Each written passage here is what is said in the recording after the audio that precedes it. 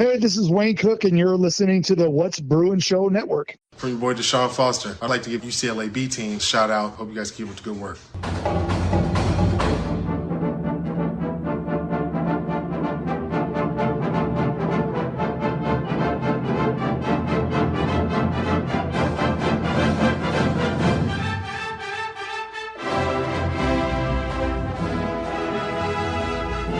Armond, sir, I'm going to jump directly to you because if you are who I think you are, I know that you've got a whole lot to say about this, and you're going to have insights that a lot of us are not going to have. So please, sir, go for it. I'd love to hear from you.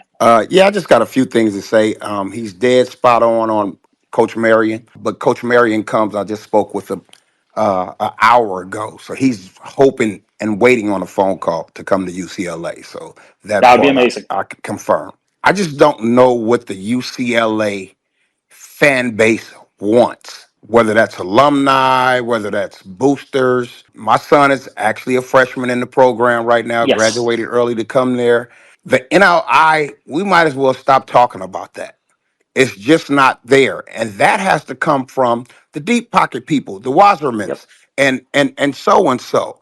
And if they weren't willing to give Chip Kelly that, why would they give Deshaun Foster or anybody else that? The benefit of hiring Deshaun Foster is he is an alumni, so he can reach out to the alumni base and look for that kind of support financially. Let's just be real. UCLA, everybody's on this call. UCLA doesn't care about football. Yeah, I mean, there's that. That is definitely the sentiment that's very deep rooted, and based on what we've seen from Mena Westwood, this is a fan base that is checked out and needs to be revitalized. I fully agree with you on that. My son from 2013 to 2017, Chris Hawkins played at USC. So I've been to I can't tell you how many UCLA games. Sitting in the stands with my son as a recruit and watching 8,000 people in the Rose Bowl, that's embarrassing.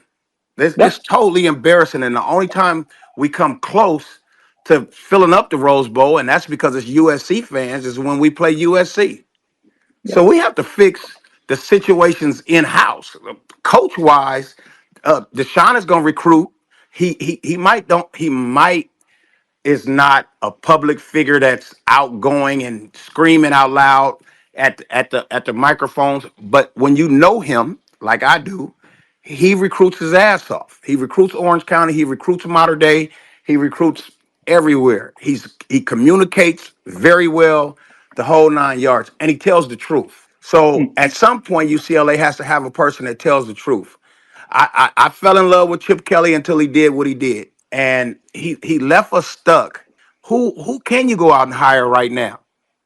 I mean, we're finna start practicing a little while. Yep. So who's gonna come in here and take this job, knowing that they don't have NLI deals set up? Deshaun was the best thing that they could do. And Period. that's my hope is that there is a plan for NIL going forward. Because sir, I think you agree with me. NIL is the name of the game right now. Is that right? Absolutely correct. I have my doubts about the fact that they are directly addressing NIL. The alumni engagement is going to be the biggest part of the head coach's job. They are going to have to work that CEO part of the job to the nines, and it's just going to have to be something where they kill it with the alumni base. That is going to be the biggest part of whether this works or whether there's a viable football for a future for UCLA football in general. I think. Do you think Right. that's fair to say? Yeah, and it's just not about getting boatloads and boatloads of money. I think right now my son, whatever they have in place, he gets $7,500 is the NLI they have, and they have to participate in a couple camps and autograph signatures. $7,500. These kids around here getting $250,000. Washington's recruiting corps last year, each one of them made 200,000. Mm. So, Yep. like, if I'm a receiver, why would I come to UCLA? Like, for what? My son can come to UCLA. It's close to home.